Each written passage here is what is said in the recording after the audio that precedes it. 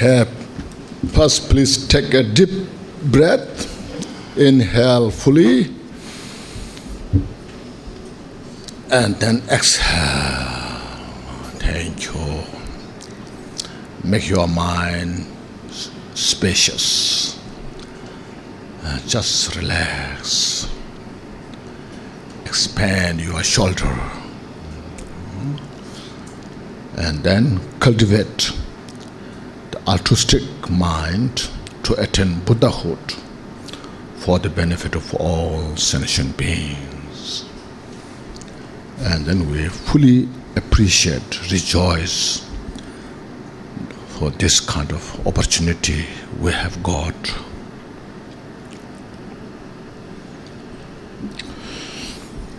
Doji sonje dele naru dama me dabo pada jeten ka kata sumda saya lama shasa yo lama yedam chugelo sowa de sota ki chungelo sheje khala chira kingro chu zebe yedam de chulana jawe tamba kone senza ba ka jora bochala ko cha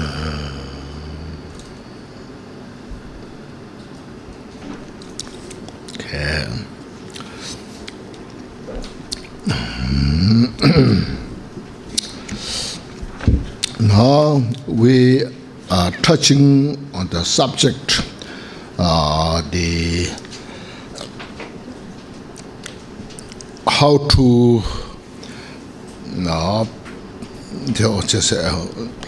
to attain enlightenment through the practice of bodhicitta.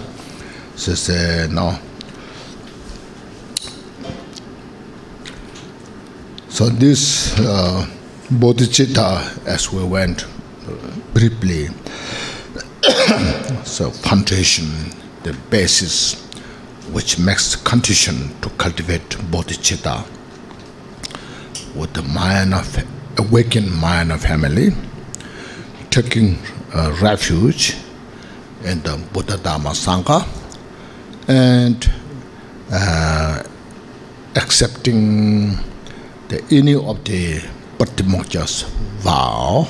See, so that makes a very good foundation to cultivate bodhicitta.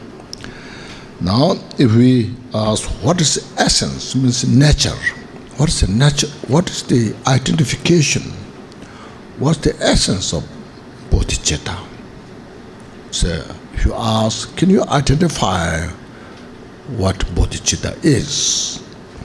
Then it's said, cultivation of bodhicitta means desire to attain enlightenment, Buddhahood, for the benefit of others.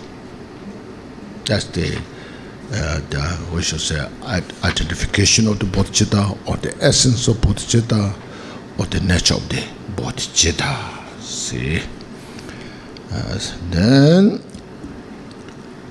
next here you see classification. Now, there are how many different types of bodhicitta you can explain roughly. Yeah, now here this is page 147. To this essence, 3 classification. There are 3 classification within the subject of cultivating supreme enlightenment. Simile, with the simile, and demarcation, and primary characteristics. See? Now, the bodhicitta has classified through the example ranging from ordinary being to Buddhahood by Aya Maitreya in the Ornament of Clear Realization. Means there are 22. There are 22 in this simile. No? So we don't have to go through detail because it has all the detailed explanations that later we can discuss on this. Then the B, demarcation. There are 4 different types of the bodhicitta in the demarcation. See, bodhicitta with interest, the cultivation of bodhicitta with altruistic thought, the cultivation of bodhicitta in full maturation, and the cultivation of bodhicitta with the removed veils, removed all the obscurations. So now, this means first is a interest, means your interest, your honest desire, interest, bodhicitta comes at the second part. It's called part of application. And the second, the cultivation of bodhicitta with the altruistic thought is the from first bhumi to the seventh bhumi. And the bodhicitta in full maturation is from 8th bhumi to the 10th bhumi. And the bodhicitta of the removed veils is the Buddhahood. So demarcation.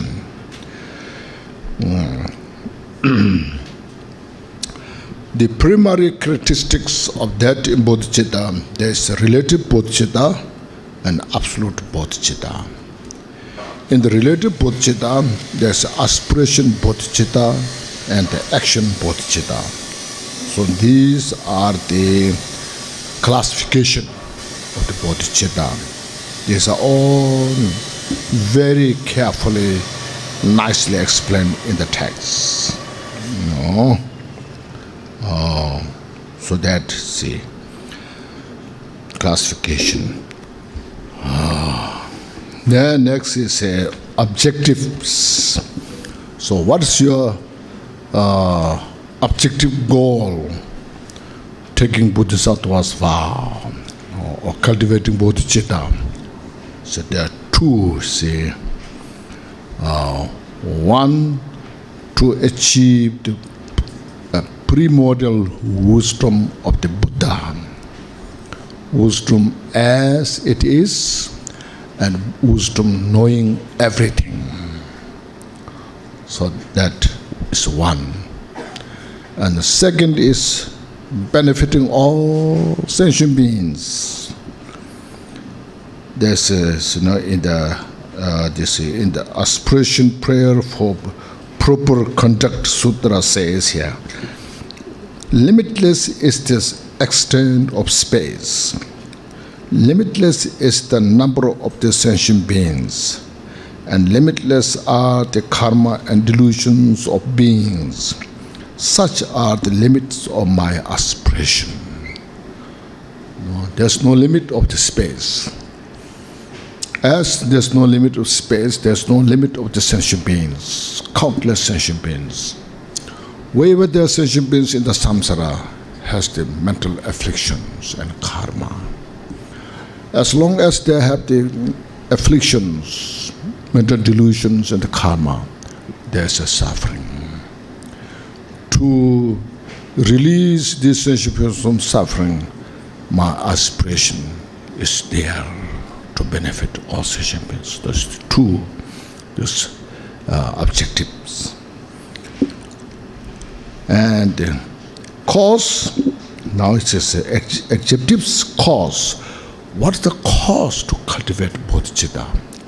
So there are many, but if I mention first a few, first one is there are 4 causes. See, seeing the beneficious effects of bodhicitta. First, look at the bodhicitta's power, quality. So we inspire. I must cultivate bodhicitta. That's one cause. Then developing devotion for all the dust gone one. So look at the Buddha, what we take refuge in the Buddha. How Buddha came about?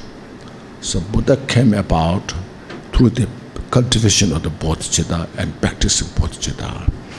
By perfecting bodhicitta, then one is called attain Buddhahood.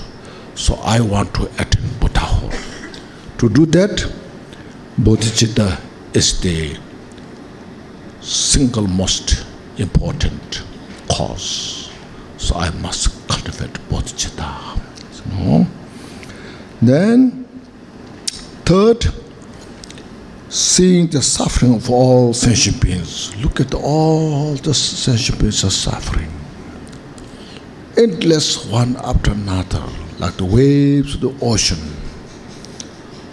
How I can benefit these sentient beings? So all the sentient beings can benefit it through the practice of bodhicitta. By being Buddha, then effortlessly can benefit. So to do that, I must cultivate bodhicitta. So looking at the suffering of the sentient beings and cultivate bodhicitta. Fourth, the inspiration of spiritual master.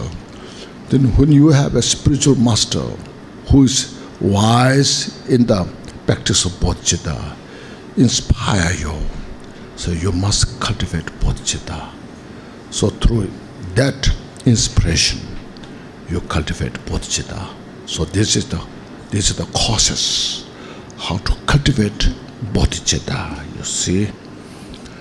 Then from whom you receive it, what kind of person you need, to cultivate bodhicitta or to take bodhisattva's vow. So here is just one section. The Adisha says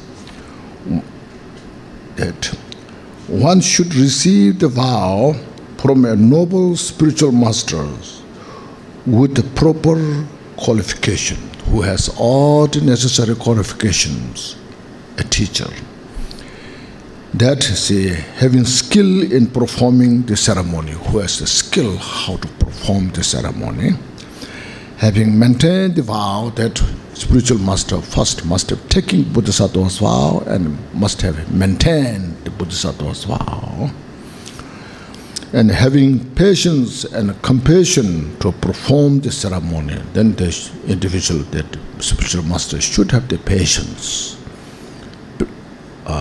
perseverance, patience, forbearance, and compassion.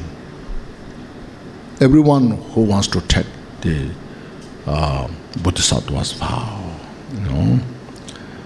and this said, such a one should be known as a qualified spiritual masters.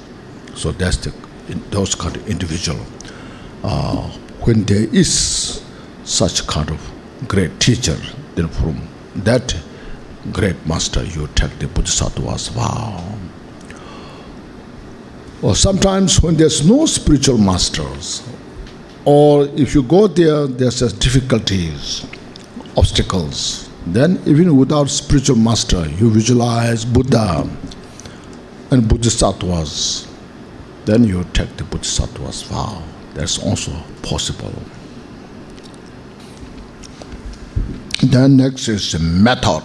Method means ceremony, through which ceremony method we take the bodhisattva's vow or cultivate bodhicitta. Now here you see, even though there are many different ceremonies or methods used to take bodhisattva's vow, which are explained by many different teachers. But here in this book, so there's two systems. One from Buddha, Manjushri, Nagarjuna, and that followed by Shantideva. So they said that profound view, that lineage system. And one from Buddha, Maitreya, Buddha Shakyamuni, then Maitreya, Asanga, and that lineage is come to the Lama Silingpa, Dharmakirti, from that, the Atisha received those teachings. So there are two this mean system now here. Then see that that's say the Shantideva was that that school system said that three preparatory preparation, actual ceremony, and conclusion. Now the ceremony goes this way. First, make offerings, making offerings to the enlightened beings, and then chanza water, chuji, and purification, it's called purifying all the obscurations, and then chanza water, chuji, shabbat, the rejoicing and requesting the Dharma teachings and beseeching not take parinirvana and dedications. These are the preparation. So then after that, the actual Bodhisattva taking, Bodhisattva's vow taking ceremony actual. And then at the end, conclusion, rejoicing, said that I received such a great bodhicitta. This is the excellent opportunity, benefit to free from samsara, to attain enlightenment, not just only for myself, but for all others. So that's the, there are more, of course, there are details on this. Then second, Lama Silingpa, Dharma Kete, through which Atisha received that bodhicitta ceremony. There's a preparation, there's an actual ceremony, as well there's a conclusion. So that's the, here said, method, the ceremony. Now this, when you cultivate bodhicitta, as you know, there are two types of bodhicitta you cultivate. First, aspiration, and then action. See, so both system has the ceremony. First, say, I want to attain for the, Buddhahood, for the benefit of all sentient beings, this aspiration bodhicitta. Then by cultivating aspiration bodhicitta, I will follow the path, practice, all this like say 6 parameters, so forth, in order to attain Buddhahood. So this both school has this both ceremony.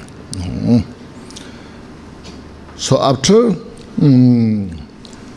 cultivated this bodhicitta, then here we have, see, the beneficial effects. See,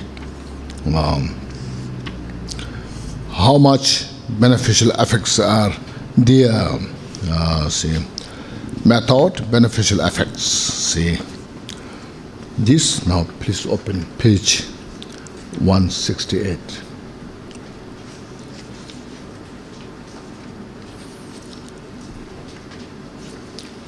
In the 168, just down the bottom, the number 1, the beneficial effects of cultivating aspiration bodhicitta. How much or how many there is beneficial effects, even though there's countless, but in a abbreviated, there first there's 8 of them.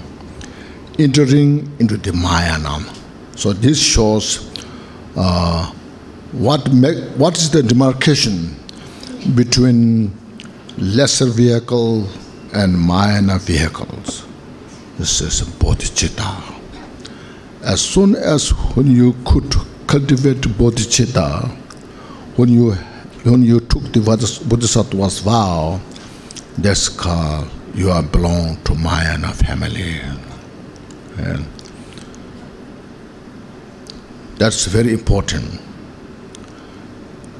Doesn't make you Mayana family just by reading the Mayana texts. No, but having bodhicitta.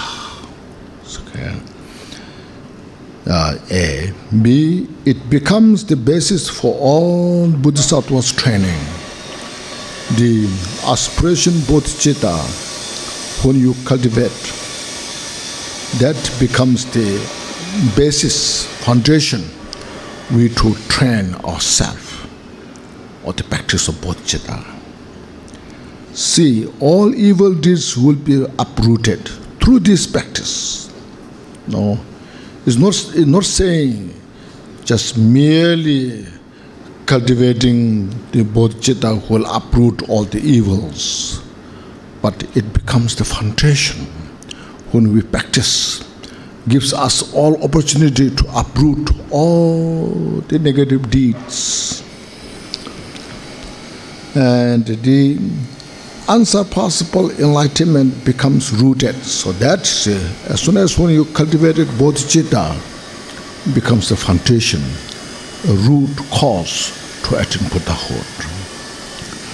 One will obtain limitless merits because our mind is so expanded to attain Buddhahood for the benefit of countless sentient beings. No. All the Buddhas will be pleased, you see. This is very important also. Buddhas are not pleased by how much you make offerings, water, flower, incense. No? But Buddha's concern is the suffering of the sentient beings. No? When sentient beings are free from suffering, then that makes the Buddha most happy. And Buddha is pleased by that. So cultivation of bodhicitta is the best way to please the Buddha.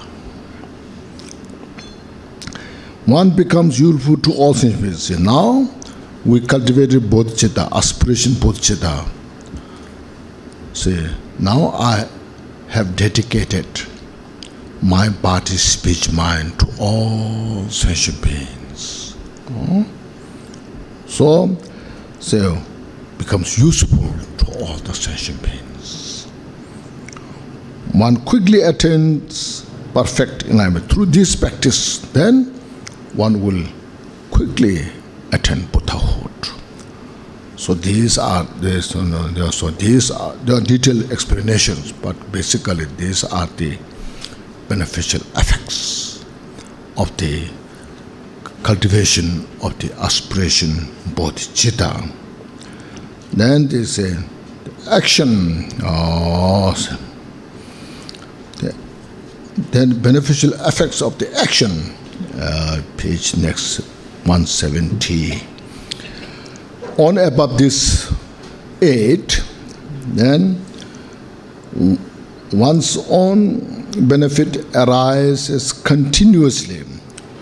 After that, after the cultivation of the aspiration bodhicitta, then when you take the action bodhisattva's vow, engagement, when you engage in the path, put the action, practicing, then so that moment, from that moment, the benefit will manifest continuously. Here in the, what is said here, you see, action here, you see, in the engaging the contact of Bodhisattva says, for those who are, From that time hence, even whilst asleep or unconcerned, a force of merit equally to the sky will perpetually ensue, continuously will increase. So that's for oneself. And then from there, you can benefit all sentient beings. So benefit for others arise in various ways because you are fully dedicated yourself to other sentient beings. All whatever you do, it becomes a cause to benefit other sentient beings. So these are the brief beneficial effects by cultivating bodhicitta. And then uncountable is from cultivation of the aspiration bodhicitta until one becomes Buddha. All the countless qualities are achieved because of the practice of bodhicitta, so it cannot be counted. Then we have this disadvantage of losing the Buddhist outwards vow. That after method, beneficial effects, disadvantages of losing it. Now, in case first we take the Buddhist outwards vow, both the aspiration bodhicitta and the action bodhicitta. Then after that, somehow, our mind is changed, and then we lost the bodhicitta. So what is disadvantages there? Now is that here, page 171. There's three different consequences. First, we broken the promise. So I will attain Buddhahood for the benefit of all sentient beings. We made that kind of promise, and we have broken that. So that means we deceived all sentient beings. I will establish all sentient beings the Buddhahood. So we lost that aspiration, that mental courage. So that created heavy negative karmas. Then, because of this, secondly, then we cannot benefit sentient beings because we are not interested. Then third, because of this, sometimes we are very interested to attain Buddhahood, cultivate bodhicitta, and our spiritual journey is advanced. Then sometimes we lost the encouragement, inspiration, and we lost bodhicitta through the negative forces. Then we kind of go backwards. So back and forth, it will delay us to attain Buddhahood. So this is the disadvantage of the losing the bodhicitta. And then here next, the cause of losing it. What's the cause of losing that? The cause of losing in general, if we give up sentient beings from our heart, say some individuals who are so negative, then say, I cannot help that person. I'm not really now into that to help that individual. Just fully give up, not temporarily. So that is one of the very strong cause. if we give up sentient beings from our heart to benefit, then our main project is lost, isn't it? Secondly, sometimes when they say wrong views, I don't know if there is such called Buddha, or I don't know really if there's a karma cause or next life, So when we have that kind of a wrong view, and then that will cause to lose the bodhicitta. Or sometimes when there's such strong, say, afflicting emotions like anger, and when this anger arises, then you never see the anger as some mistake. You just continue, follow that. No regret. So when these things happens, it can cause to lose the bodhicitta. So when these things happen, we should aware. This arising. These are negative force, which are cause of suffering for myself and others. So these are some brief, just the cause of losing it. Then method of repairing, that depending to our first mental afflictions. Sometimes you see, when you see some individuals who are so negative and you dislike that person, and I'm not interested to help that person at all. When they rise in the mind, just in the second moment, that's not right. This is now due to my mental affliction. That individuals need help, support. I renew my bodhicitta. When bodhicitta is also like that. So when bodhicitta is damaged, if it is through the wrong view or through the that mentioned strong mental afflictions, we renew bodhicitta, take again. And if it is smaller, refresh in the mind. Repeatedly progress step by step.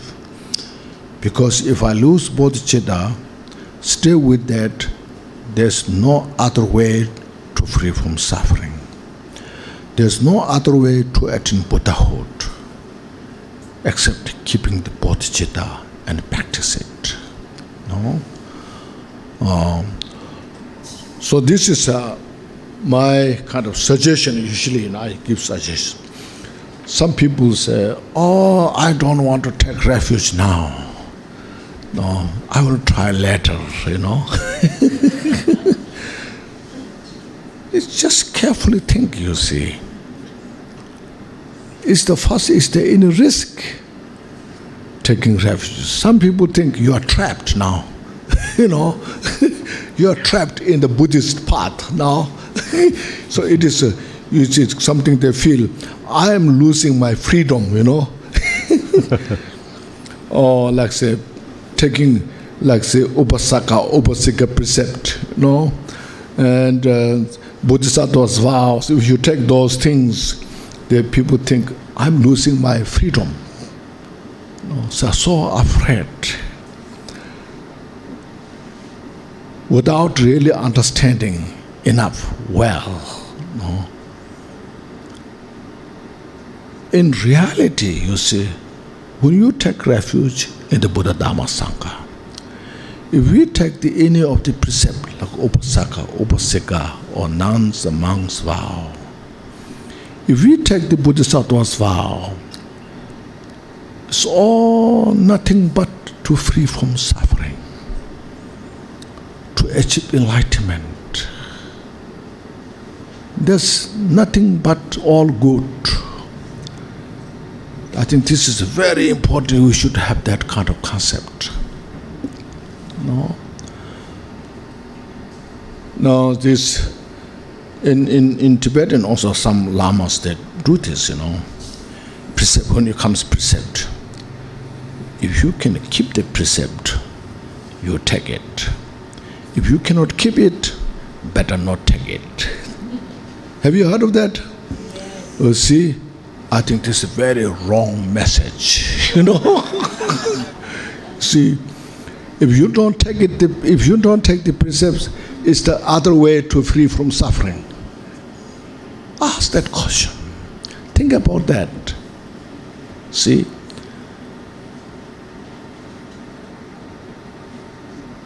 if you, like say, for example, smoking. See, if you cannot stop smoking, better not take the precept, not smoking. So if you keep smoking, it's the better way to get your health better.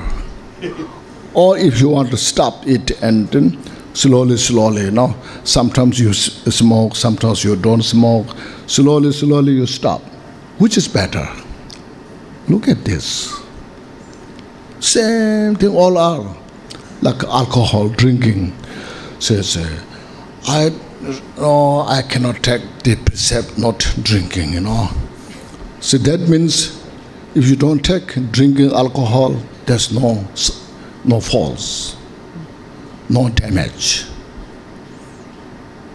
See? So it's better if you take the precept, say, I will not drink. Then you have that kind of plant in the mind. Oh yeah, I will not drink. But then occasionally the temptation is so strong, Oh, let me have one cup, Then you drink one cup. Then after that, I took the precept not drink, but now I broke. This is too bad. You feel that kind of feeling of renunciation. See? So that's where you improve, you see.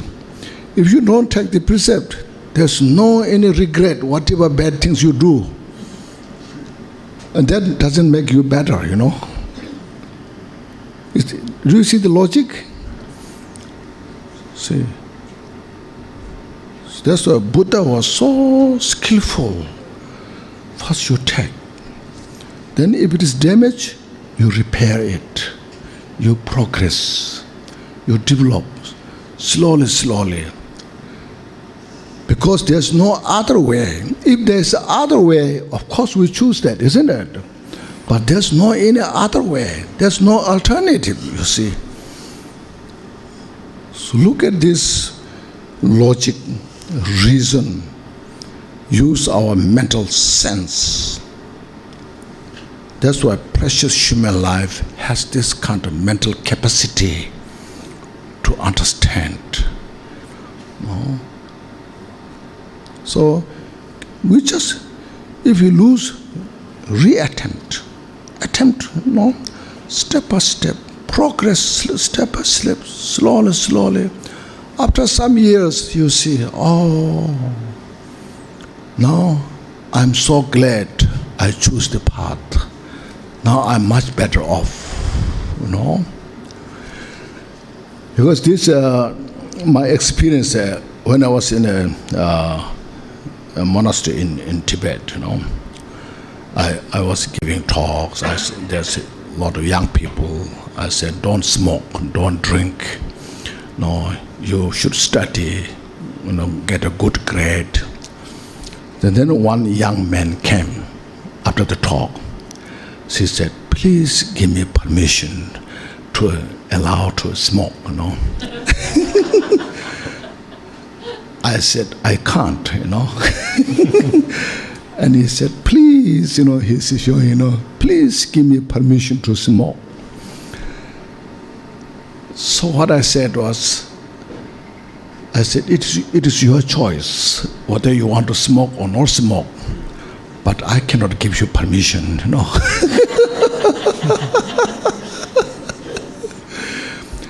because the danger is there. If I say, yes, okay, you smoke, then he will go around, I got permission, I can smoke, You see? No, there's no regret, you see? That's the problem there, no?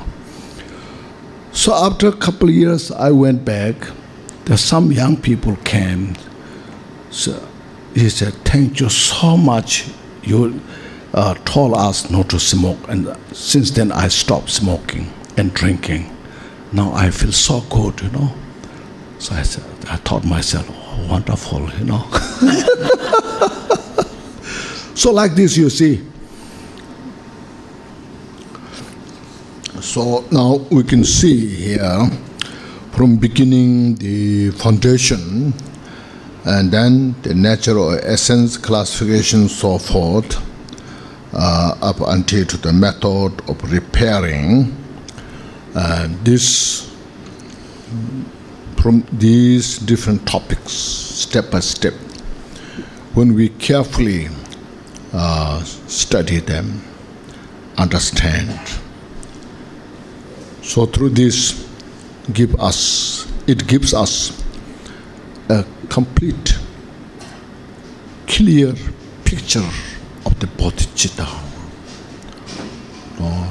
to see it and to cultivate within us. So that's why it's so precious. As I mentioned, some other books say, cultivate bodhicitta, practice bodhicitta. In the first place, we really don't know how to identify what bodhicitta is. So here first gives us a really clear picture to identify what bodhicitta is. With the complete methods, conditions, causes.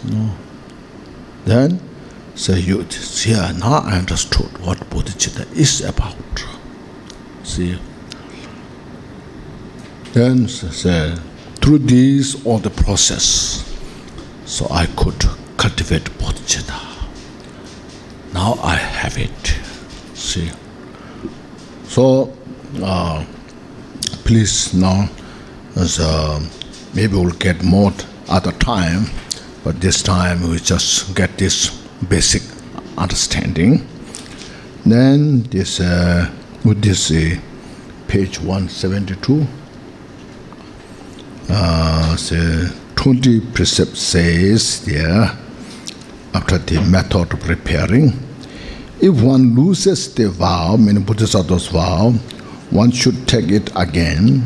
If through the mediocre, afflicting emotions confess in front of 3 bodhisattvas, all the rest confess in front of one, whether afflicted or not, one's mind should be the witness. So it's a repairing, to keep the bodhicitta fresh.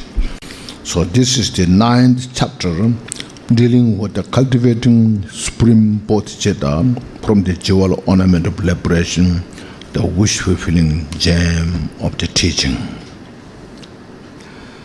And chapter 10, training in aspiration bodhicitta.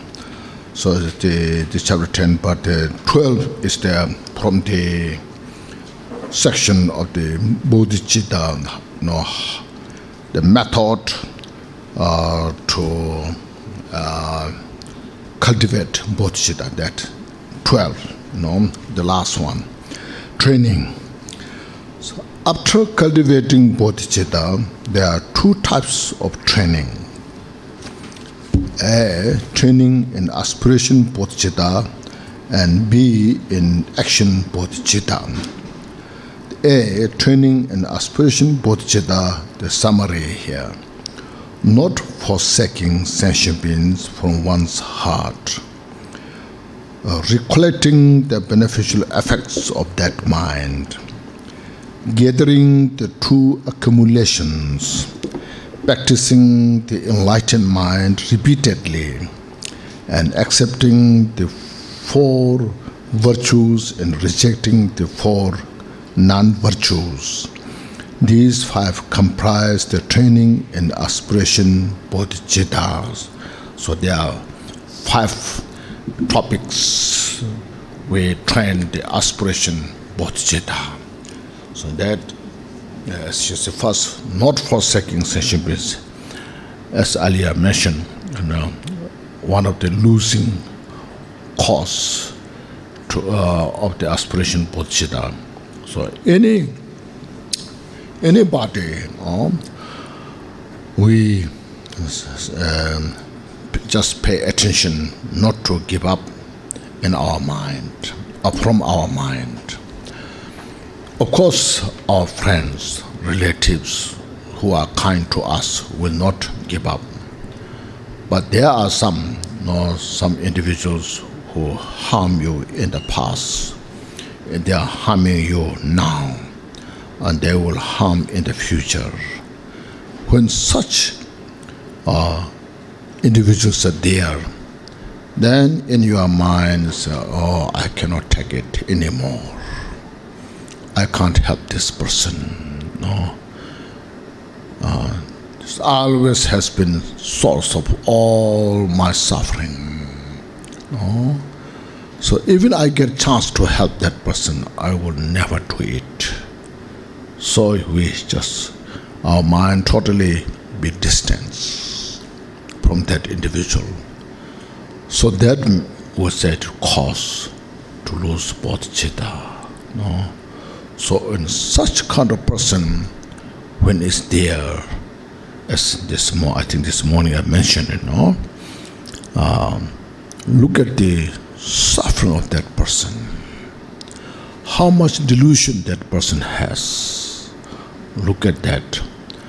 Instead of being distant, just meditate. That person really need help.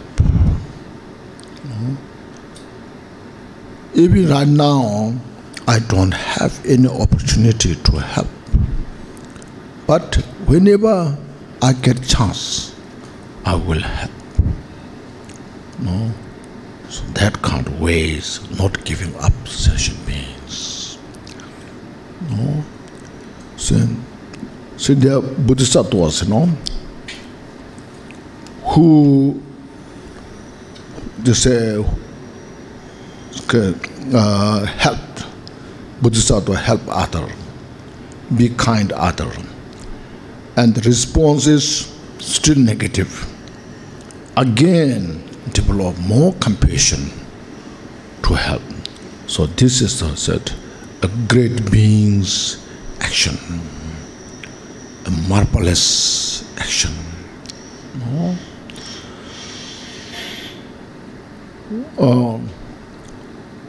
What it does is, we don't know how much benefit that person will get from this motivation, but definitely we get benefit ourselves in the mind, because we're clearing up our mind. So we have a lot of those delusions in the mind, so those delusions are purifying this way, no? And cleaning up our mind through this method.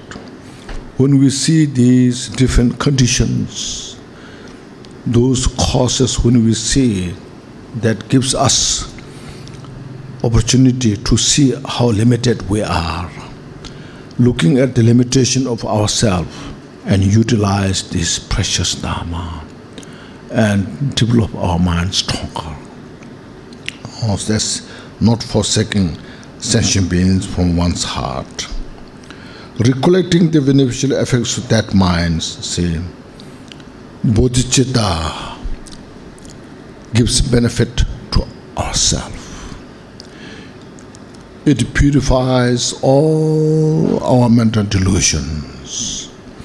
Bodhicitta is the consummate path to demolish our delusion. Bodhicitta is the single most important method to help others. Look at all these benefits. Like, look at the Buddha's life, how Buddha have benefited sentient beings. Even sometimes some people hate Buddha. So what are you doing here? What do you want to achieve? So Buddha always there to help those individuals. So Buddha's mind is never disturbed, no matter how negative forces are there. Become a source of peace, source of wisdom. So look at those examples, because Buddha is perfected bodhicitta practice. So collecting the beneficial effect of that mind, bodhicitta. Now to build the strength of the bodhicitta, we need to gather the two accumulations. The accumulation of merit, accumulation of wisdom. Accumulation of merit, like practice of generosity, helping others in different ways, keeping moral ethics, so forth. And accumulation of wisdom, practicing like the emptiness, seeing everything as illusory nature, just as manifestation, like the waves of the ocean. See those things, just manifestation. This way we develop such a great merit and wisdom, and that helps to build the strength of the bodhicitta. And practicing the enlightened mind repeatedly, it means there's a cause. Practice the mind means bodhicitta. Repeatedly means looking at the cause of the bodhicitta, which means loving kindness, compassion. We repeat our loving kindness, compassion practice for others. Say these prayers: may all sentient beings have happiness and causes of happiness. May all sentient beings free from the suffering and causes of suffering. This will help to strengthen our bodhicitta. And then the bodhicitta itself. So we have the prayer by Atisha, I take refuge in the Buddha, Dharma, Sangha, or I take refuge in the Buddha, Dharma, and the Supreme Sangha until I achieve Buddhahood. By the practice of generosity and so forth, may I attain Buddhahood for the benefit of all sentient beings. Now, repeat these prayers, meditate. I committed fully to attain Buddhahood. And I make sure myself I have the bodhicitta and built. And then look at our content. If I'm making mistake, if there's mistake, I repair.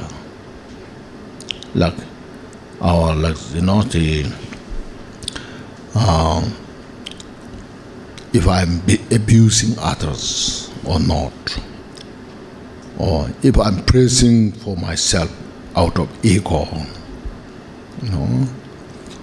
or if I'm breaking the vows of the Upasaka or Upasika precept, or Vinaya vows. So look at those, watch those, and if they are broken, repair. If not broken, rejoice. So this is so-called practicing the enlightened mind repeatedly. And accepting the four virtues and rejecting the four non-virtues. Accepting means practice. Great teachers, respect those individuals. We never deceive those spiritual masters. We rejoice all the virtuous deeds of others, especially who are practicing bodhicitta. We see the Bodhisattvas as a great being. Soon they will become Buddha. They are on the way to Buddha. See that way. Always cherish other sentient beings instead of taking advantage. It's called practicing the four virtues. Rejecting the four non-virtues, rejecting. When the great teachers, masters are there, instead of reject, to abuse them. So then, when sometimes some individual who does great thing for the Dharma activities, instead of causing regret, so in other words, we should not create regret, rejecting that. When some Bodhisattvas, when you see, don't abuse them also. So don't look down on them. When sentient beings we see, never take advantage of them. Instead, see and how I can help. So these are the rejecting the four non-virtues. So the five are just such abbreviated way how to keep and train our aspiration, bodhicitta. Om Banza Sato Samaya Mano Bala Manza Sato Deno Ba Deda Dedo Membawa Sudo Kayo Mem Subo Kayo Membawa Anorado Membawa Sarwa Sete Mebra Sarwa Karma Suzame Zedan Shriya Kuru Hung Ha Ha Ha Ha Ho Bak Sarva Tata Gata Bandrama Memonza Barzemba Masamaya Sado.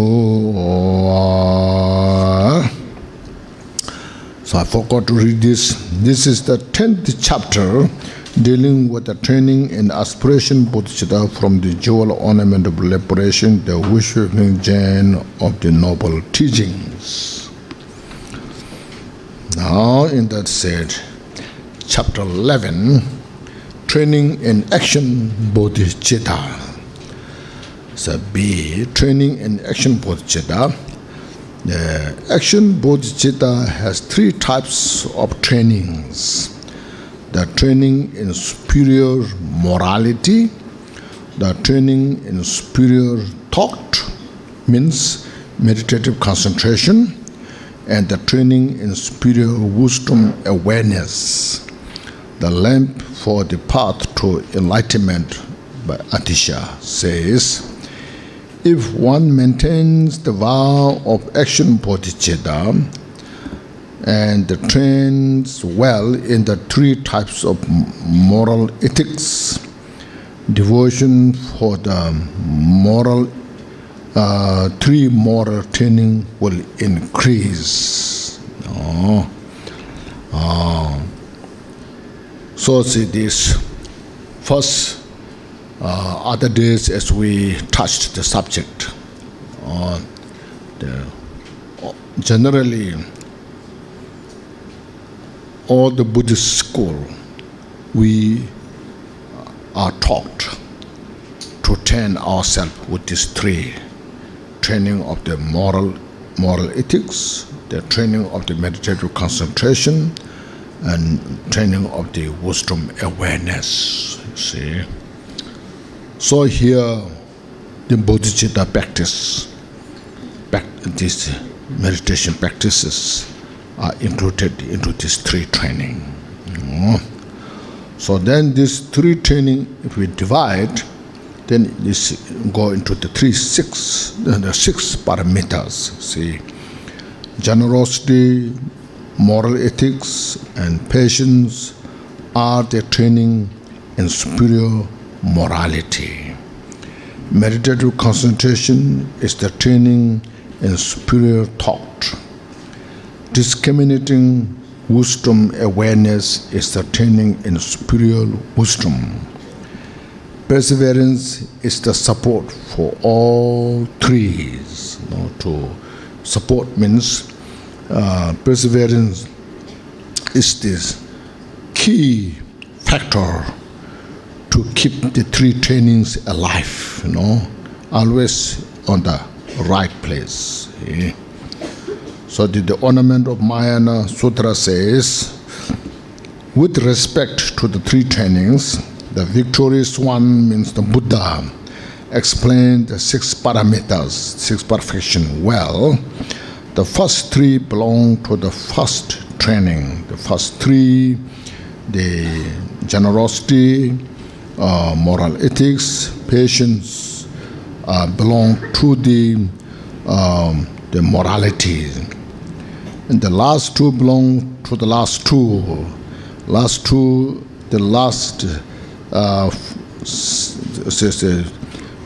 The first one is the meditative concentration, belongs to the superior meditative concentration of thought. And the wisdom awareness is belong to that. And the one belongs to all threes. The perseverance belongs to all these 3. So therefore, the summary of these 6 parameters: generosity, moral ethics, patience, perseverance, meditative concentration, and discriminating wisdom. These 6 comprise the training in action bodhicitta. So these 6 topics will give us a complete method how to train our action bodhicitta. The quotation here says this: Supa, who requested sutra, says, he requests Buddha to teach. So Buddha saying Supa who means gentle hand.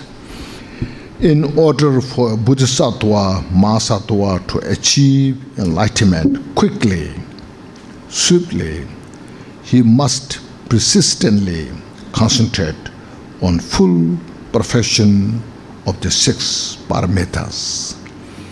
What are these 6? They are perfection of generosity, perfection of moral ethics, perfection of patience, perfection of perseverance, perfection of meditative concentration, and the perfection of wisdom awareness. So these are stated in the Buddha's Sutra. So these 6 will be explained in a concise way, and then each branch in more detail. So in this book, now Gampopa is saying these 6 parameters first, just concise, what are they, and what they will do, so clear, gives us a clear picture, how they order, so forth. And then next, he will explain each by each, detail. So first is the explanation of the concise meaning, the summary, definite number. Why there's a 6?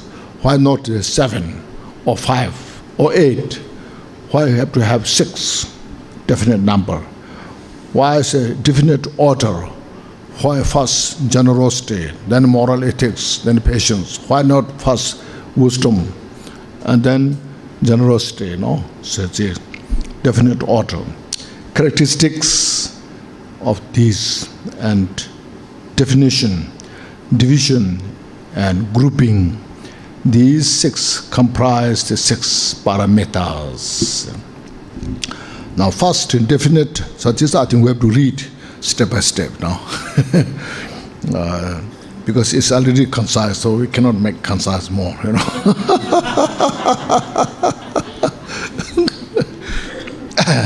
So definite number, the 6 parameters are explained according to temporary higher status, means in the samsara, to get a better opportunity, like in the higher realm. For that benefit, No, so this I explain, and then definite goodness and how to free from samsara. Why are there? No. So with the three, see, with the 3-4 temporary higher status and 3-4 definite goodness. See, so the 3-4 temporary higher status are generosity, which is for wealth. We need in the world wealth, food. This wealth means food, clothes, shelter. No? Without which, then it's a lot of suffering. No? So you see, wealth. And moral ethics, which is for the body. To have precious human life, we have to have the moral ethics, discipline, shila. Then the patience, which is for surrounding people, means family members, to have harmony, peace. We need patience. If we keep fighting, then everybody will go their own way,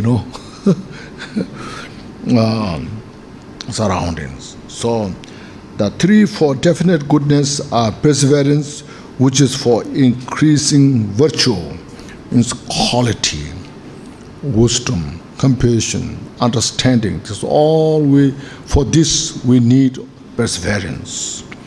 Meditative concentration, which is for calm abiding.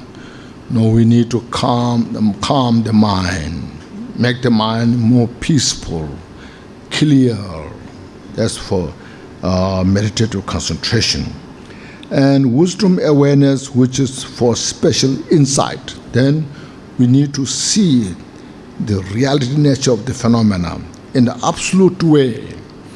To have that opportunity, we need a special insights. Thus, the ornament of the Mahayana Sutra says, excellent wealth, the practice of generosity.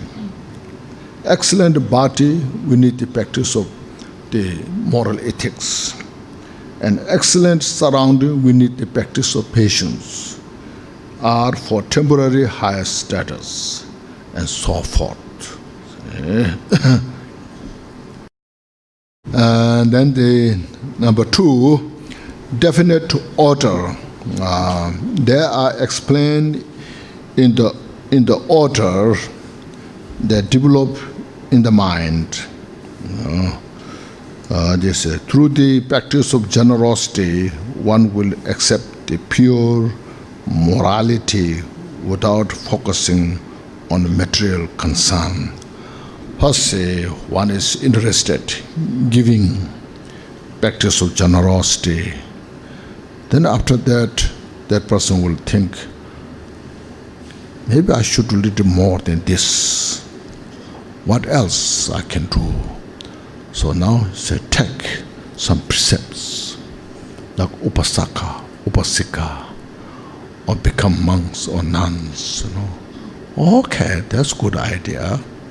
And then they follow that. When they take the precept that way, then they have to have a patience.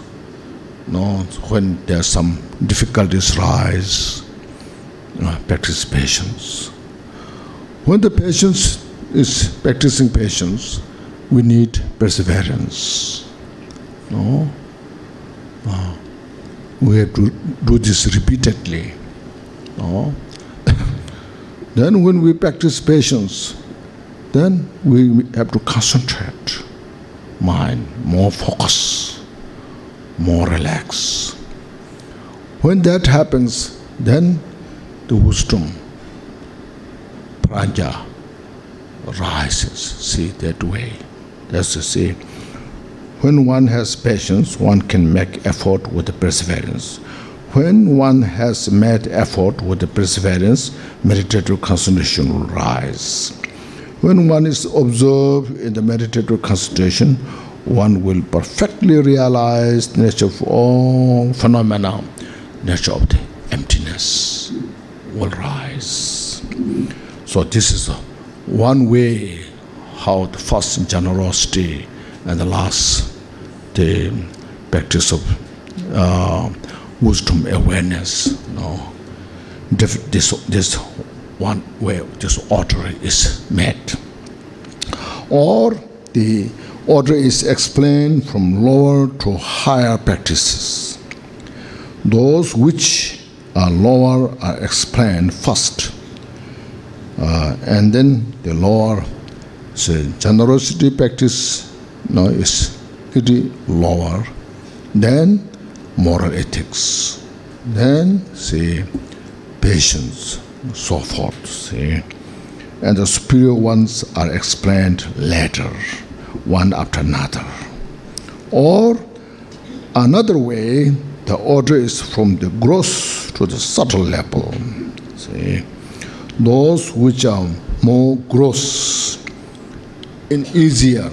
So giving like say $1, $5, much easier than keeping the precept. See, so more gross or easier to follow are explained first, and those which are subtle and more difficult to follow are explained later. See, look at giving is a little easier than keeping the precept, and moral ethics keeping that is a little easier than practice patience. Somebody irritates you, difficult, isn't it? More little difficult. And then perseverance, working hard is a little harder. And then sit down, meditative concentrations, lot harder. You sit 5 minutes, then you are agitated. You want to get up to do something. What should I do? No, you can't rest enough. Then, when you could rest, you calm, peaceful, but kindle the wisdom awareness is much harder. See, so easier is explained first, more difficult is later. Yes, you see. So you see, look at this text, how beautiful, you see.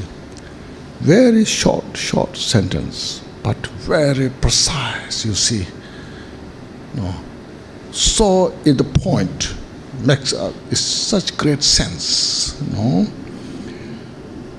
The Ornament of Mind Sutra says it's not Gampopa himself just made up, but he has that kind of great knowledge, studying all these texts, sutras and the commentaries, and putting together for us here to make us easy, Says the second arises in depending on the first. See that when we practice generosity, then there comes the practice of the moral ethics, so forth. Because some abide in lower and higher. The practice of generosity is a little lower than the practice of moral ethics. Because of being gross or subtle, as earlier mentioned, those which are gross is easier to practice, and then those who are subtle is harder to practice. In this way, the order abides respectively. This is how the order is definite, step by step. See? And then number 3, characteristics. The perfection of each of the 6 paramitas of the Bodhisattva, generosity and so forth, is categorized into 4 characteristics. Each has the 4 characteristics. They decrease their opposite. So their decrease, their opposite means when you practice generosity, it purifies the stinginess. When we practice the moral ethics, then it purifies all our negative actions. When we practice the patience, it purifies the anger. When we practice the perseverance, it purifies our laziness. When we practice meditative concentration, it purifies our wandering mind. When we practice wisdom awareness, it purifies all the delusions, ignorance. So that's what it's saying. Their degrees, their opposite.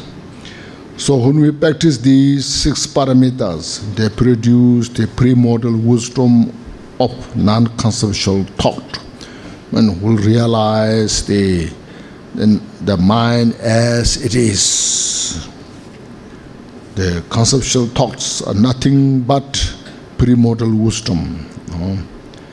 They fulfill all that is desired, because when we practice the 6 paramitas, then through that perfection, whatever we desire, we achieve, because we created the cause. They mature all sentient beings in the 3 ways. So since we are mastered in the practice of the 6 paramitas, then we can help other sentient beings. Those are interested in Sharavakas, those are interested in Partik Buddha, those are interested in Bodhisattva's way, can help that. See? That ornament of the Mahayana Sutra says, generosity destroys its opposite. Now, in the place of generosity, you have to put moral ethics, patience, perseverance, meditative concentration, wisdom awareness. Possesses the premortal wisdom of non-conceptual thought, fulfills all desires, and matures sentient beings in the 3 ways, and so forth. Now, for definition, how you can define the 6 paramitas? Definition: generosity dispels poverty. Moral ethics achieves the coolness. What this means is, when our minds are free from these negative thoughts, then our mind becomes cool, fresh. Patience endures hatred, means purifies the hatred. Perseverance applies to the supreme ones. Perseverance that helps to grow, develop our excellent qualities. This means supreme applies to the supreme ones. Meditative concentration brings the mind inside. Now, instead of going all the time outside, bring mind inside. And wisdom awareness realizes the ultimate meaning, nature of the emptiness. They are the cause to cross samsara and achieve nirvana. That means paramita. Paramita, Sanskrit called paramita. Param means beyond the samsara, other side, nirvana. Ita is to get there. So the 6 paramitas are the special method to cross the samsara, get to the other shore of the enlightenment, Buddhahood.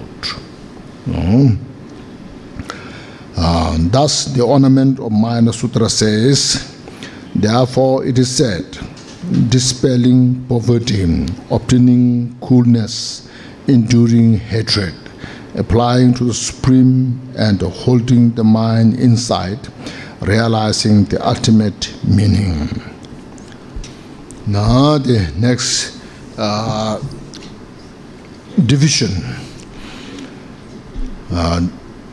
Generosity of generosity, moral ethics of generosity, patience of generosity, perseverance of generosity, meditative concentration of generosity, the wisdom awareness of generosity, and so forth. Each of the 6 has 6 divisions, totaling 36. So as in the generosity, met 6 different types of generosity.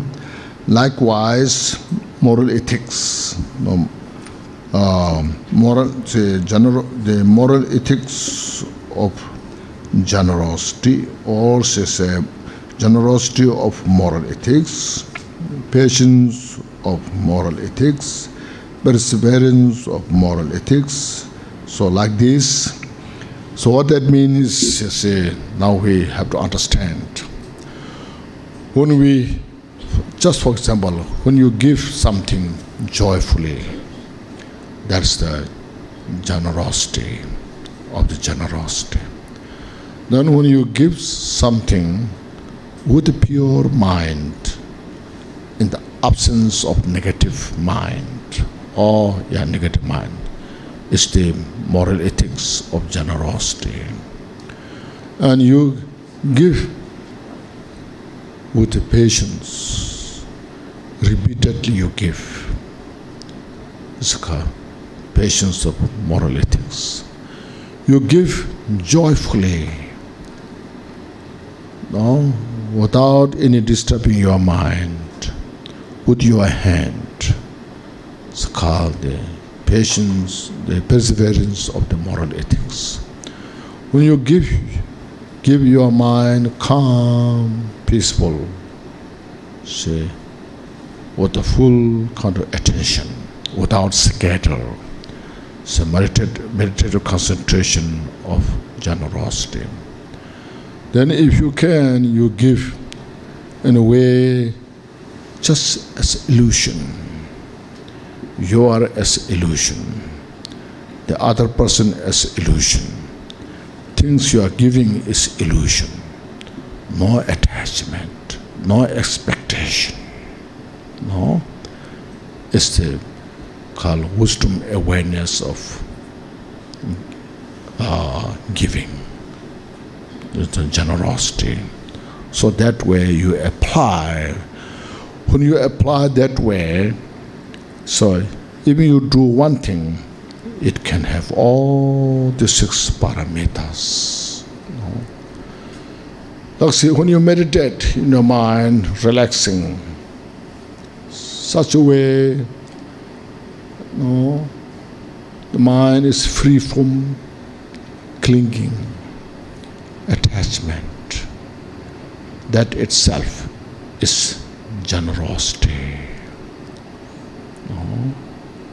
When you meditate in a way, mind free from the afflictions, desires, anger, is the practice of moral ethics. You practice this, your meditation, without disturbing your mind, is patience. When you practice this meditation joyfully, appreciating the joyous practice, meditation, that is perseverance. Without wavering your mind, just maintaining that itself is the meditative concentration. That mind is when it's clear, pure, insightful, incisive, is the called wisdom awareness. So when you know how to do practice, each can have all the 3 and the 6. So you see, that's what here Gampopa is trying us to see this practice. This way you can multiply. So 6 by 6, 36. Then 108. Then you can multiply to the 84,000. 84,000 parameters. Did I read? No, I didn't read first. Thus, the ornament of clear realization by Asanga or by Maitreya says, Abhisama Alankara. The 6 parameters, generosity and so forth, grouped, this is a division. Oh yeah, grouped individually, yes, are the practice of the armor of the enlightenment, which precisely explains multiplying 6 by 6. Oh, then now number 6 one, grouping. We brought all the 6 into together. Now how much we can group in. So they are also grouped into 2 accumulations. Generosity and moral ethics are the accumulation of merit. And wisdom awareness is the accumulation of perfection wisdom. Then patience, perseverance, and meditative concentration, these 3 are included in both accumulations. So there are different systems now. Here is according to the Mahayana Alankara. But then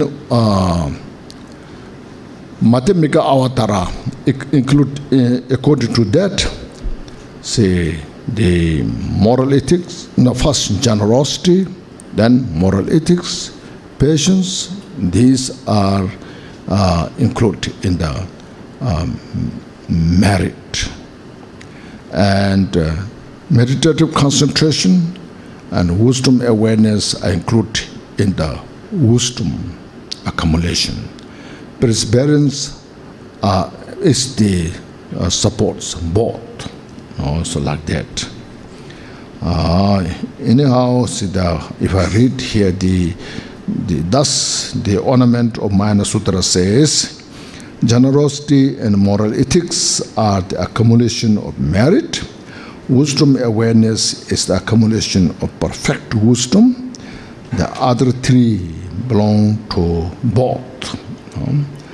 So this is the 11th chapter dealing with the explanation of the 6 parameters from the Jewel Ornament of Liberation, the wish-fulfilling gem of the noble teachings.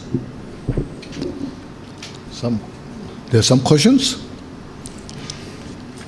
Yeah. Here there is a few questions, if I may read out. Rinpoche, is the Pure Land physically exist in the West? Or it is just a state of mind with peace and happiness? Or both the Pure Land physically exists and also is a state of mind? Thank you very much. Yes, both. Like yesterday we went through the suffering, especially in the hell realm. We brought a quotation from the Shantideva's text, So yes, physically exist in the dualistic mind. They are place to go, to abide, enjoy, do good things, and then progress from there. And also is mental state as well. When your mind is calm, peaceful, and you enjoy that, and that is also Pure Land. In the both cases are the basically our so should say mental state. The mind have created these both states. Ultimately, it is non-dualistic state. Buddhahood is the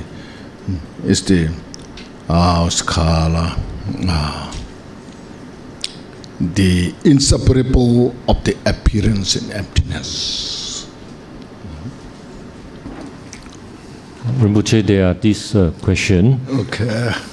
Rinpoche, how do you explain and provide the remedy from the Dharma perspective of the mind about hypnosis, past conditioning, and also from the psychological aspect? This is one question. Past hypnosis. Past conditioning. Okay. Also from the psychological aspect. Mm-hmm.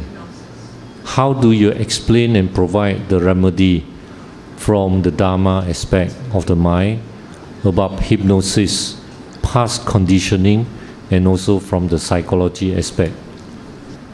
These different terminologies we use, but basically, in reality, our mental habit, the mental constitution. Mind is, as we went through some steps, that there's so much various mental activities.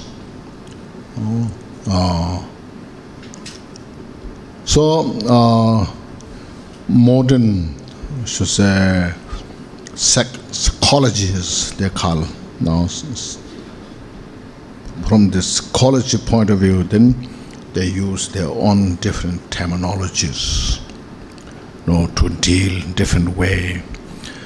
And there are some differences as well. Psychology, some are who so much influenced by Buddha's teaching. Their teaching is more profound, more understanding. There's more kind of skill to deal.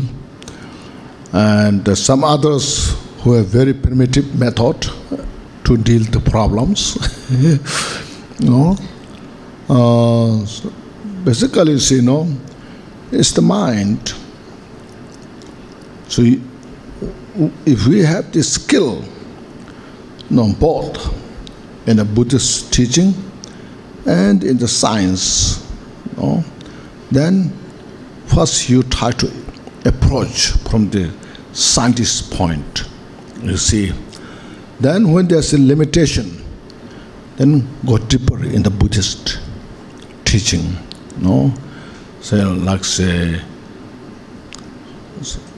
it's all mental reflections, due to different habits. We have so many different habits. We are different habituated. Because of this, we think our own way. Then other people, sometimes other people disagree because their habit is different. So when these differences comes, we need a skill how to now bring together, how to harmonize, like practice of loving kindness, compassion. Compassion, loving kindness is not just one thing. There's also different levels, different layers. So you have to bring up these practices.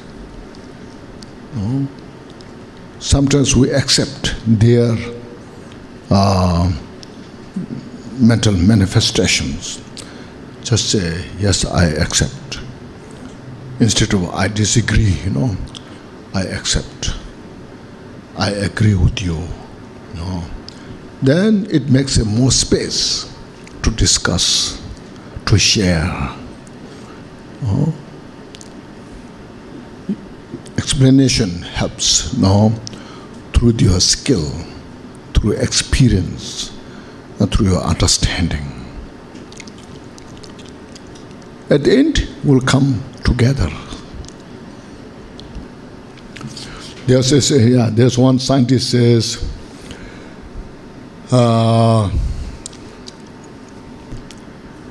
about when there's some explanation of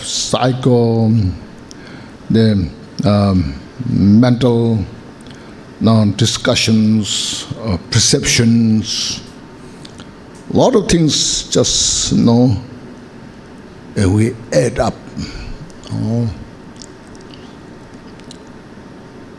When we are, like say, angry with somebody else, then we exaggerate that person's personality. Even though it may be, like say, 20% true, but 80% we made up, And then I'm angry because this, And then when we bring down on the ground, in the reality nature, then you see, I was just, so much was created in a fabrication. In reality, that's not true. So that's why I say, communication, discussion, explanations, understanding each other's is so important. For terminally ill patient, how is it possible for them, under their circumstances of pain and suffering, practice loving kindness, practically speaking? At that time, all they need urgently is the injection of morphine or petidine, morphine or petidine, one kind of medicine, to kill the pain in as such as a time as possible. As soon as possible, at time? As short as possible. At the shortest time, what she meant is, that means for terminally ill patient, how is it possible for them under the circumstances, because they are very painful, to practice loving kindness and compassion, when at that time what they need is some medicine, some morphine to stop the pain. To kill the pain. To kill the pain. Yeah. In such a short time, that means, how can they practice loving kindness, compassion? You see, there's no magic, you see.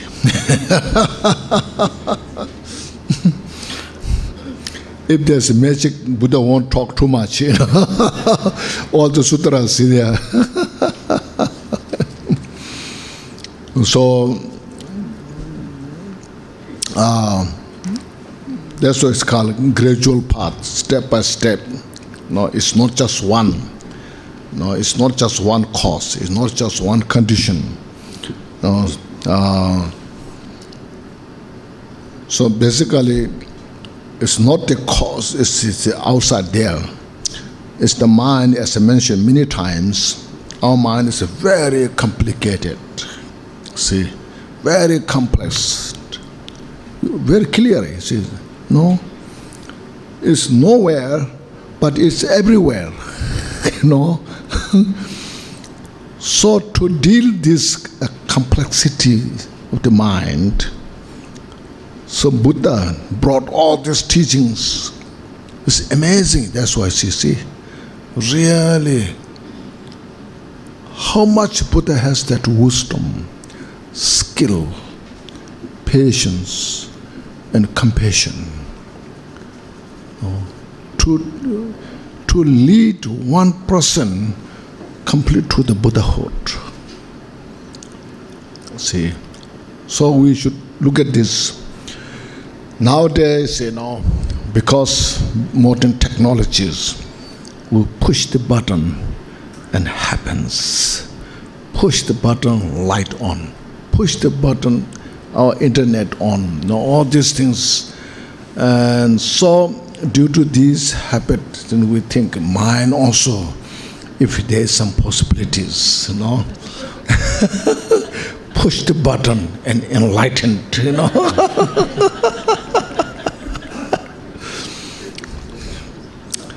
So bodhicitta is the button to push for the enlightenment, So first of all, we all should know this those who we are interested in the Buddhist path. It takes time to know, then to experience, then to develop step by step. No? That's why there's a 6 missions, 6 paramitas, see. We need first generosity, then moral ethics, then patience, then perseverance, all these steps we need, see.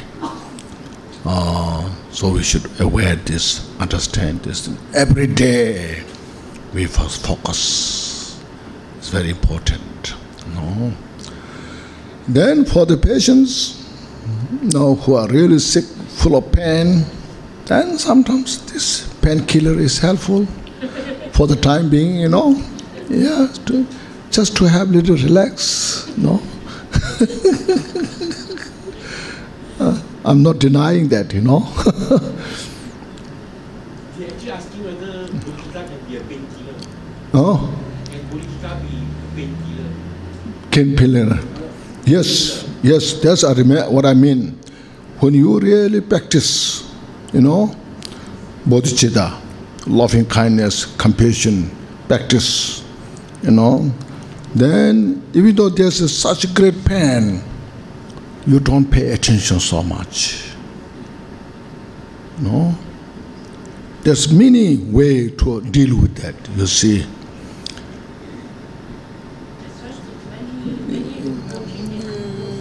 Yes, there's depend on the individual's realization. Just for example, when Milarepa, if you heard of Milarepa, was at the end poisoned somebody, really big poison, and then heard he was in a different place. The person who poisoned him, he heard Milarepa was sick, and then just to see how Milarepa's reaction, he came to Milarepa. Oh, it's too bad you are sick. You are such a great teacher, and if you have a power to transmit your pain, I can accept this, or your disciple can accept this, So he just test, Then Milarepa said, yes, I'm sick without any reason, So like this, Milarepa, in his mind, in his body, is all illusory nature. It's just a manifestation. He doesn't have really kind of, excruciating pain there. There is pain, but illusory pain, So still he insists, if you have really, if you can, he said, please transmit some to me, I will share your pain. Then Milarepa said, okay. And then Milarepa gave some pain to him. And that moment he was completely fall on the ground. His head was cracking into pieces, And Milarepa was sitting there, So then he was begging, please take back, I cannot bear this pain, So Milarepa said, okay, you see, poor Milarepa doesn't have much pain that, you see. So great Buddhist sadhus, highly accomplished great masters in the Dharma practice, they can, handle those things. See? So out of great compassion, great bodhicitta, Milarepa said, don't do this like this. Your act is you are going to hell because this. But now you should, don't repeat this, and we'll work together to purify this. And then he was so remorse. So Milarepa didn't take any medicine.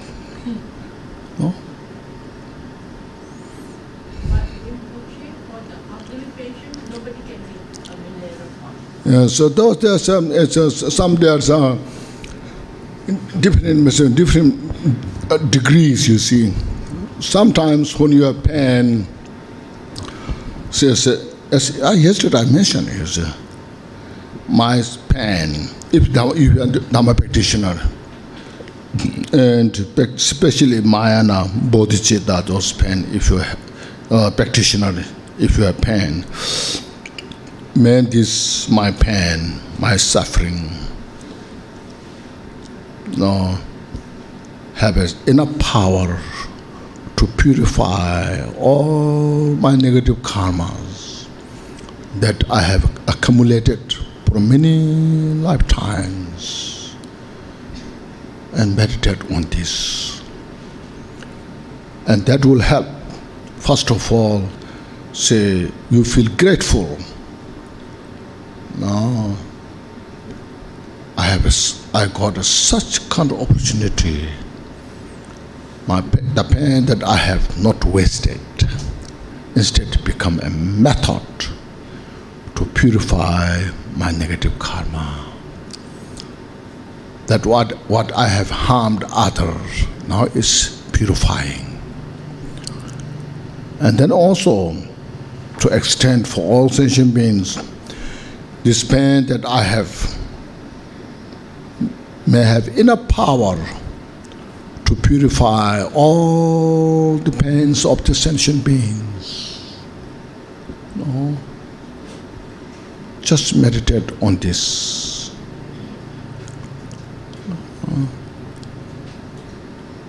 So I said, when the Dhamma practitioner, when we practice like this, tomorrow the 6 parameters, they will come more, will come those practices. So that's what Dhamma is about.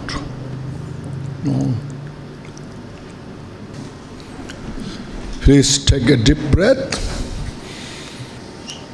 and make your mind spacious, and that through this afternoon our study in the Jewel Ornament of Liberation, just reflect on this, how to cultivate bodhicitta and keep the bodhicitta in our heart, and the bodhicitta of the aspiration and action. Just make a fresh, vivid in the mind, and then meditate. This is what means precious human life. How much benefit is there? So I'm so fortunate having this precious human life. I got this opportunity to now bring the fresh bodhicitta in my heart. Now, so all the virtues, benefit that I got, I share to all sentient beings to free from samsara and to attain enlightenment. Now I will keep this mind until into my life or rest of my life. And I always progress this practice. And with this mind, please say a dedication prayer. 愿以此功德普及于一切众生与我等，皆共成佛道。